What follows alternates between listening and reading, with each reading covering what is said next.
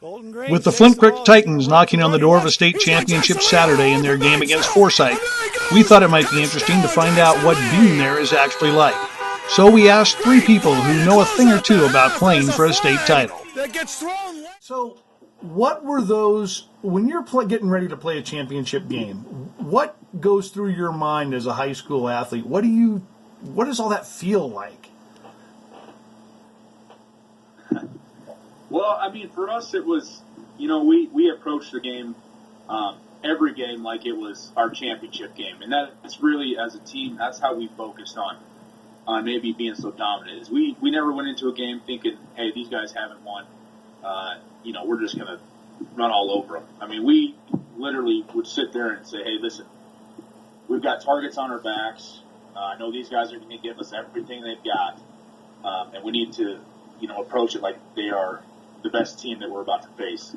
And that's, throughout our high school, college, and even my NFL career, that's how I approach every game is I just treat every game like they are the best opponent in the that we're going to face. So never letting down, never being too high, never being too low. And so, in the midst of this, is there anything that, what kind of things do you take back from this when you look back at those experiences? How did they help you going forward? Obviously they helped you athletically, but did they help you in life as well for preparing for big things? Yeah, I think so.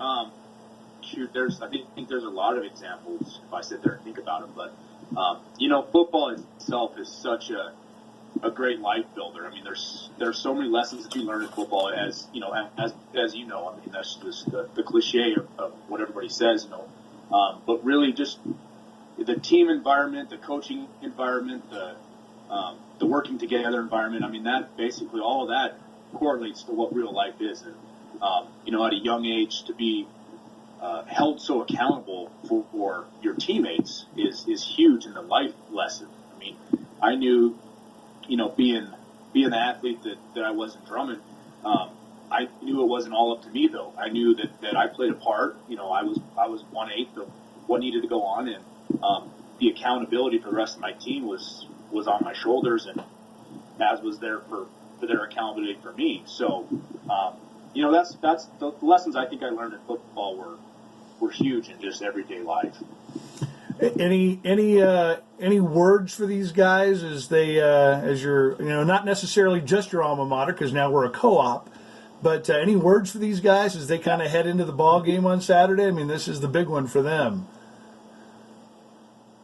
The biggest word of advice is just to go out there and do what you guys have been doing. It is a championship game, but it's still the game of football. Go out there and like I said, treat it like the last couple games, and have fun. Go out there and play your guys' hearts out. It's for some of you guys, it's the last game you'll ever play in high school, and for other you'll maybe or not ever make it back to the championship game. So just take it all in. It's a fun time in your guys' life, and there's nothing better than high school football having a championship game on a Saturday afternoon. So.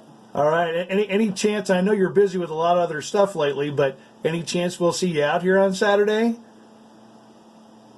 I'd love to. I do have some previously planned stuff with my wife, but if we can make it out there, we'll do our best too. So. All right. We hope to see you out there, man. Good luck with everything, and we'll talk to you down the road. All right. Sounds good, Tim. Appreciate it. All right. Thanks, Chase. Thanks for your time. Take it easy, man. So now we have with us J.C. Holland. J.C. is our assistant defensive coach right now, and you've been the assistant defensive coach on all 5 of the previous championship teams. So what is this like? What is this whole week like for a team that gets to this point? Well, it means different things to every community, but for these small communities, these Class C communities, and having the game at home, it's just, there's nothing comparable. These kids, they all know each other. That most of them all grew up with each other from first grade. We got seniors on the team, and their parents probably more than likely played athletics with each other. Or, and in our case, we played against each other. With the Drummond and Phillipsburg, Coach Cutler and myself played football against each other in high school. And just getting this far, in this season, 12 games is just huge for these kids. So, this seems like kind of an anomaly. I wouldn't think there'd be this kind of success in a program that, once they joined 4 years ago to be here 4 years later. This has got to be something special. Well, it is. What's so neat about it is the two communities were rivals for 50 years, and now we're playing together. We're on the same team, and the kids are one of, I think, our strengths this year is our teamwork. I mean, football's, I think, in my eyes, the ultimate team sport, but especially this year. I don't think we have anybody that stands out that they're going, boy, that's a Division I kid. Nobody can stop him. And these kids as a group are getting it done together, and especially it's neat being there from Drummond and Phillipsburg, Helmville, all these little communities together to put this co-op is just, it's like a dream come true. So what kind of things have you done anything different this week? Have you tried to make it as normal? I mean, what have you guys done? We have changed as little as possible. I think Coach Cutler and I are both superstitious, and we didn't want to change anything. So, I mean, we put in some new things for the game, of course, the team we're playing. But as far as our routine, it's been pretty much the same. We don't want to change anything. We take Monday off. We call it Victory Monday. We've been doing that since I coached in 2003, and it's carried through. And the one thing is Coach Cutler, his coaching style at Phillipsburg was so similar to ours down in Drummond that when we started this co-op, there wasn't a lot of transition. A lot of our philosophies were the same, so it just followed through. And so, when you look at this game coming up on Saturday, what's going to be that thing you're going to tell them to look at and focus on? What are those kind of emotional things you're going to try to do that they'll never forget this game? They'll forget the semifinal or the quarterfinal. They'll probably forget some of those games, but they'll never forget this win or lose. That don't let it slip away. I mean, I don't care if you have a team with no seniors, everybody's back. You don't ever know when it's going to happen. And chances in this don't come around very often in life. And whether we win or lose, if these kids play hard and, they'll be proud of what they've accomplished this year, and just don't let it slip away. Just play your butts off. Yeah, and there's 5 weeks of being at home. Man, that's got to be a blessing. It is. Oh, it's been great. The first year we won it in 2003, we had the same exact scenario. We were home throughout the playoffs, so every game was home. And that was the first time Drummond had been in that scenario. And now with the co-op being at home, one in Drummond, one in Phillipsburg, one in Drummond, now we're in Phillipsburg for the championship. It's awesome. Everybody gets to come to these playoff games, and there's so many people you haven't seen at a football game in 10 years going, they still do live in Drummond and Phillipsburg. It's awesome. It's awesome. All right, man. Oh, thank you. The main thing that I went through, and the key memory I have was having a faculty meeting, and the faculty was all trying to figure out, let's do this and let's do this. We had community input, and other folks wanted to go ahead and work on these other activities as well. And I said, folks, enjoy this. Enjoy it. Do whatever you want to do. But if it seems like I'm not engaged, it's because I'm going to have blinders on. You guys can go ahead and have this breakfast and this dinner and that dinner. People are being cinnamon rolls. That's fine, but I want to just put the blinders on, full focus. It's not like any other game, right? But if we coaches prepare like it's another game, if we go through our homework and do the things that we need to do and provide that discipline, then that's what we need to do. And hopefully the kids can take a look and take a little bit of comfort in the routine and say, yeah. Is that kind of the key that you found, is maintaining a pretty good sense of normalcy? This is just the game we hadn't scheduled on the end of the schedule? Yes. Even though we definitely had it on our goal chart that we want to be playing up until Thanksgiving. Right. We want to receive, and I'd make a big deal out of this every week. I would open up a letter that I received from the Montana High School Association giving our kids the invitation, the reward of getting another week of football. Wow. And so, kids, listen, I'm holding my hand, this envelope is it's an attaboy. It's an invitation. You kids you've been received one more week of football. To you freshmen, you think I'm crazy. To you seniors, wonderful. We get to continue playing. Are there any kind of standout moments from those championship years that kind of resonate, as big moments that maybe kind of you hold with you as you look at football season? Oh, there's so many of them. There's so many of them. I remember stopping and the crowd was going crazy.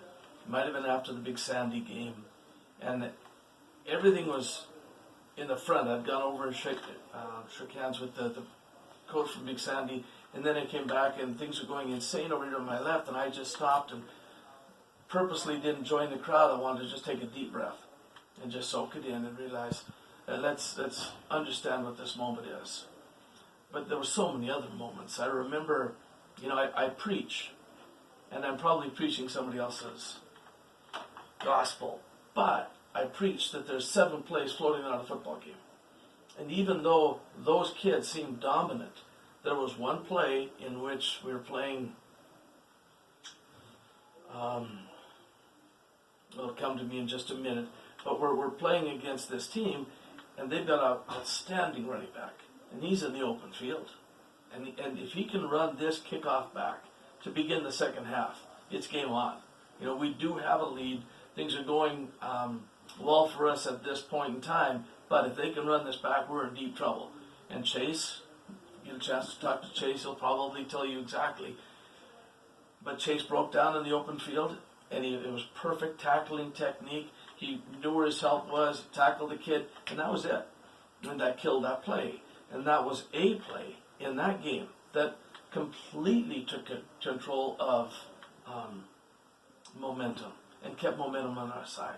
I wish I could remember the name of the boy that was running back that was against Harleton. And Chase will, I'm sure, remember it. Well, I talked to him this morning. He did say to say hi to you. Oh, So good kid, good man. Do you find in some of these games, we've noticed in some of these 3 playoff games that Fun Creek has played this year, there always seems to be that moment, that play, that almost seems to snap the opponent's will and kind of snap their neck, as it were. Do you see that seems to happen in these kind of big playoff games? Absolutely. 7 plays floating around the ball game. With all due respect to the coach from Circle, a friend of mine, getting the Titans 2 more at-bats, 2 more possessions at the end of that first half was huge. Yeah. There's 2 different schools of thought. One of them is a 2-minute offense in which I've got to go ahead and use the full clock in order to score. I only have 2 minutes. The other is I have 4 minutes, and I've got to take that full 4 minutes to, number 1, hopefully score, number 2, not let you get the ball back. Right. And that deep pass over the top to Riley was huge. Trying to again think back to the specific game, it would have been against Stanford, Nate Bignell. The play was Twins right 58. And Nate, we're going to go ahead and have this over here. You just run right down and run a seam route. We're going to lay it up for you. And it was amazing because the kids from that school, immediately after it happened, you could just see that the older kids putting their head down. You knew it was coming. And that was a play that might have broke the back. Yeah. So, yeah. So I know you've been in several of the games this year. Mm-hmm. If you could impart any words of wisdom to them here with another day to go, what would you kind of encourage them to look at? Well, they would think I'm sounding like a broken record. But the bigger the game, the more we focus on blocking and tackling. If we can just take care of fundamentals, if we can be the best blocking team out there, we're going to have a real good chance to win. If we're the best blocking or tackling team out there, then things are going to take care of themselves. Go back to Benjamin Franklin. If you take care of your pennies, the dollars take care of themselves. Let's take care of the little things. We'll be just fine.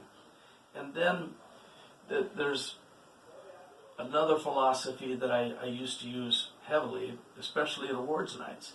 It's the journey. It's not the destination. Now it's the destination this week. Yeah, absolutely. And these kids are in total buy-in to take care of the destination. But as the years go by, it is probably the journey that they are going to relish. The everyday routine of practice, the working with the coaches, the working with each other, this victory at this point in time, this play, and it all builds that journey. So I've tried to let kids know that it's the journey, it's not the destination. But with full appreciation for this week, let's focus on that destination. The Flint Creek Titans host the Forsyth Doggies Saturday at George Mungus Field on the campus of Granite High School. The game begins at 1 p.m. with the gates opening at noon. The team and coaches are encouraging Titan fans to get there early and get loud as they play for the state 8-man football title. If you are unable to attend the game, check out the QSPNLive.com website or QSPN Live Facebook page for information on live stream broadcasts.